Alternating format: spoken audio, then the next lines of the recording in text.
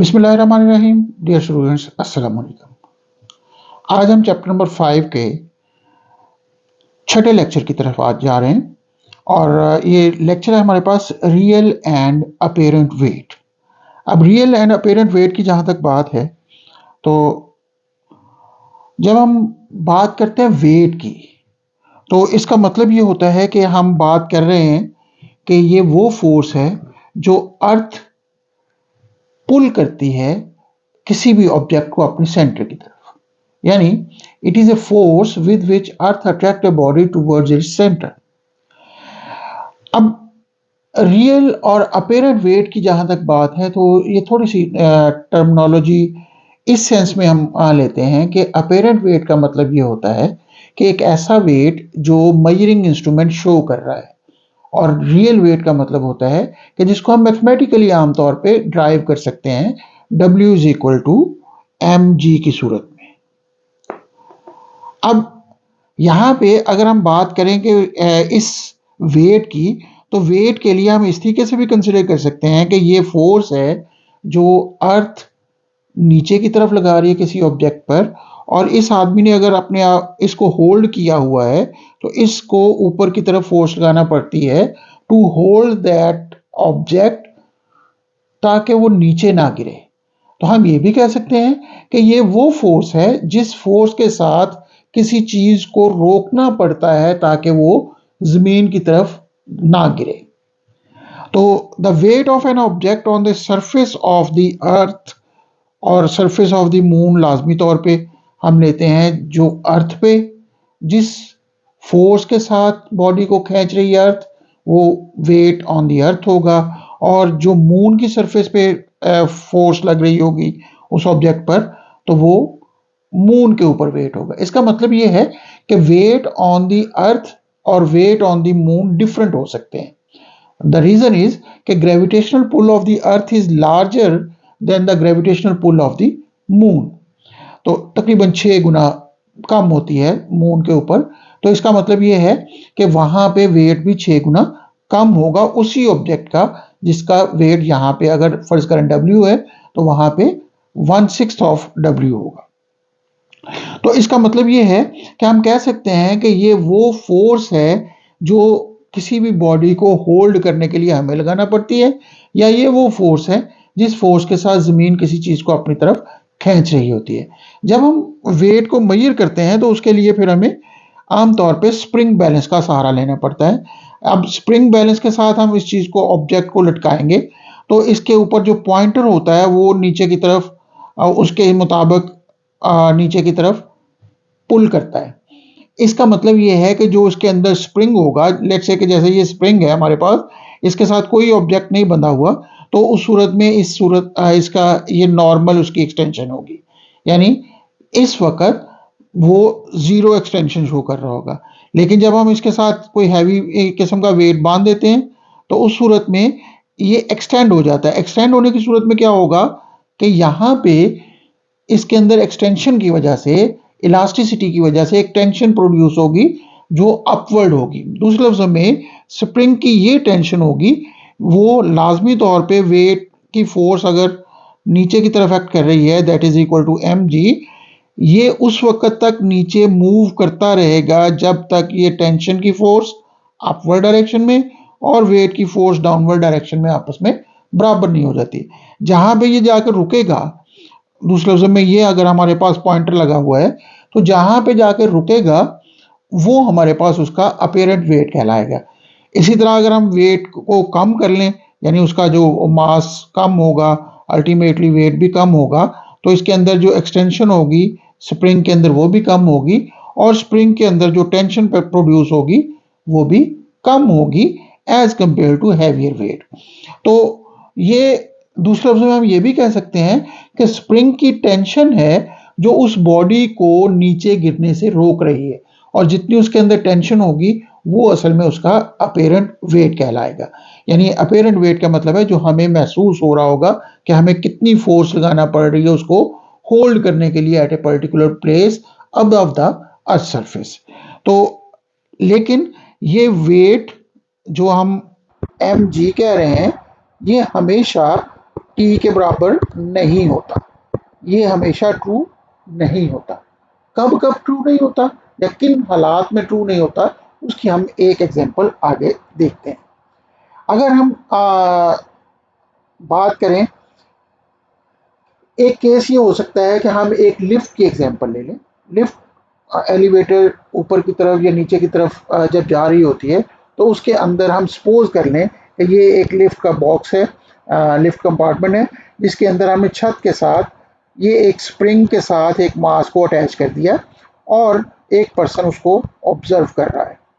अब अगर ये लिफ्ट एक्सेलरेशन जीरो के साथ मौजूद है, यानी लिफ्ट में कोई एक्सेलरेशन नहीं है, तो इसका मतलब ये हो सकता है कि या तो v is equal to zero होगा, तो उस सूरत में एक्सेलरेशन जीरो होगा, या फिर दूसरी एक सिचुएशन ये हो सकती है कि v इज कांस्टेंट। अगर v जीरो है या v कांस्टेंट है, तो दोनों सूरतों में ये एक्सेलरेशन जीरो वाला केस होगा। अब इसमें यहाँ पर ये भी देखना जरूरी है कि ये खा ऊपर की तरफ जा रहा है या लिफ्ट नीचे की तरफ जा रही है। अगर कांस्टेंट स्पीड के साथ जा रही है, तो उस सूरत में एक्सेलरेशन जीरो ही होगा।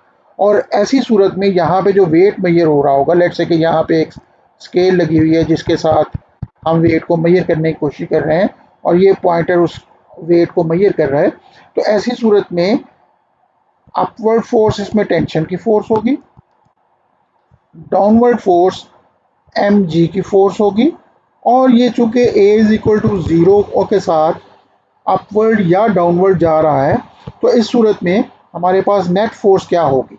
Net force T minus W, यानी आप W is equal to M G, sorry, तो T minus W is equal to net force होगी, यानी upward force minus downward force is equal to net force. तो upward force हमने T लिया, W हमने लिया डाउनवर्ड फोर्स, तो ये हमारे पास net force according to Newton second law M A के बराबर होती है। तो T minus W is equal to M A. तो यहां से हम लिख सकते हैं, since A is equal to zero in this case, क्योंकि हमने कहा ये यूनिफॉर्म वेलोसिटी या वेलोसिटी जीरो है, तो T is equal to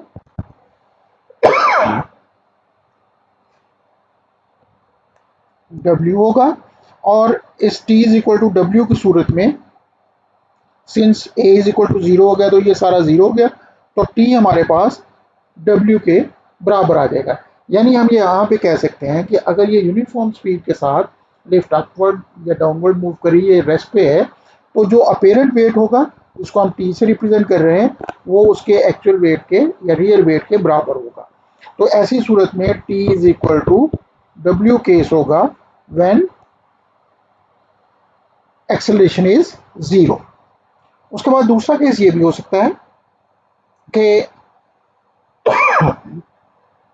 when accelerating upward, जब अगर ये एक्सेलरेशन अपवर्ड है, मतलब ये कि अगर फर्ज करें कि लिफ्ट मूव कर रही है with an acceleration A in upward direction, दूसरे लफ्जों में अब ये केस है हमारे पास एक्सेलरेशन ए, इसका मतलब स्प्रिंग एक फोर्स एक्सपीरियंस कर रहा होगा, चूंकि लिफ्ट के साथ स्प्रिंग भी एक्सेलरेशन ए के साथ ऊपर जा रहा होगा, तो अपवर्ड डायरेक्शन में एक एक्सेलरेशन एक्सपीरियंस करेगा, जिसकी वजह से क्या होगा कि अपवर्ड फोर्स यानी टी ज्यादा होगी as compare to downward force, तभी नेट फोर्स ज्यादा होगी इन अपवर्ड डायरेक्शन, क्योंकि जिस डायरेक्शन में एक्सेलरेशन होता है उसी डायरेक्शन में फोर्स भी मौजूद होती है। तो इट मीन्स कि net force will be equal to T minus W. तो net force according to Newton cycle M A के बराबर होगी। तो यहाँ से टी ए को हम इस तरफ रखें तो डब्ल्यू प्लस एम ए के बराबर हो जाएगा। अब ये T is equal W plus M A का मतलब ये है कि यहाँ पे स्प्रिंग, ये जो पैमाना लगा हुआ था, ये स्केल लगी हुई थी यहाँ पे जो रीडिंग नोट कर रही थी, उसमें हम देखेंगे कि जो नीडल या उसका जो पॉइंटर होगा वो नीचे की तरफ आ जाएगा। That is it is showing more weight as compare to its original weight. तो हम ये यहाँ पे कह सकते हैं कि इस केस में जो नेट वेट होगा या अपेरेंट वेट होगा वो ज़्यादा शो होगा। इसका मतलब ये है कि when lift is accelerating in upward direction, the apparent weight is more than the real weight. उसके बाद अगला केस ये भी हो सकता है कि when accelerating downward, अगर फर्ज करें कि यही केस कुछ इस तरीके से है कि नेट एक्सेलरेशन डाउनवर्ड है, तो इसका मतलब ये है कि नेट फोर्स होगी नीचे की डायरेक्शन में एम ए, यहाँ पे डब्ल्यू है, इसके अंदर टेंशन होगी अपवर्ड डायरेक्शन में। अब चूंकि डाउनवर्ड डायरेक्शन में हमारे पास फोर्स ज़्यादा है, तो हम कह सकते हैं कि W minus T should be equal to net force. अब ये जो हमारे पास नेट फोर्स बनी, इस सूरत में W minus T is equal to M A लिखेंगे हम। अब यहाँ पे W इज इक्वल, W को हम दूसरी तरफ या T को दूसरी तरफ ले जाएं, पॉजिटिव हो जाएगा, एम ए को इधर ले आए और बाद में रीअरेंज कर लें, तो हम कह सकते हैं कि T is equal to W minus M A के बराबर बन जाएगा। इसका मतलब ये है कि जो यहाँ पे रीडिंग शो हो रही होगी ऑन द स्केल, वो स्मॉलर होगी as compare to W by a factor of M A के बराबर वो कम शो करेगा। तो इट मीन्स कि इस केस में apparent weight will be smaller than the real weight। इसी तरीके से अगर हम आखिरी सिचुएशन कुछ इस तरह है कि फर्ज करें कि जिस केबल के साथ वो एक्सेलरेट जो लिफ्ट है वो मूव कर रही है, वो टूट जाती है। अब जैसे ही टूटेगी तो ये जो लिफ्ट का कंपार्टमेंट होगा ये डाउनवर्ड डायरेक्शन में मूव करना शुरू कर देगा विद एन एक्सेलरेशन जी, क्योंकि ये फ्रीली फॉलिंग हो जाएगा। अब उसको केबल मौजूद नहीं है, तो पूरा का पूरा कंपार्टमेंट नीचे की तरफ आ रहा होगा as a freely falling body. अब अगर ये फ्रीली फॉलिंग बॉडी के तौर पे नीचे आ रहा है, तो उस सूरत में एक्सेलरेशन बन जाएगा जी के बराबर। अब एक्सेलरेशन अगर जी के बराबर हो जाता है, तो नेट फोर्स के लिए हम फार्मूला लिखेंगे W minus T is equal to net force that is equal to M A. अब इस सूरत में T will be equal to W minus M A बन जाएगा, जैसे कि हमने पिछले केस में कंसिडर किया। तो अब यहाँ पे W चूंकि एम जी के बराबर होता है माइनस एम ए है। अब since A is equal to G है, तो हम यहाँ पे लिख सकते हैं M G minus M G, तो ये कैंसिल हो जाएंगे, जिसकी वजह से net tension in the spring will be zero. यानी अब स्प्रिंग के अंदर कोई भी टेंशन नहीं होगी। हम ये कंसिडर कर सकते हैं कि there is no force exerted by the spring to hold that object which is suspended here।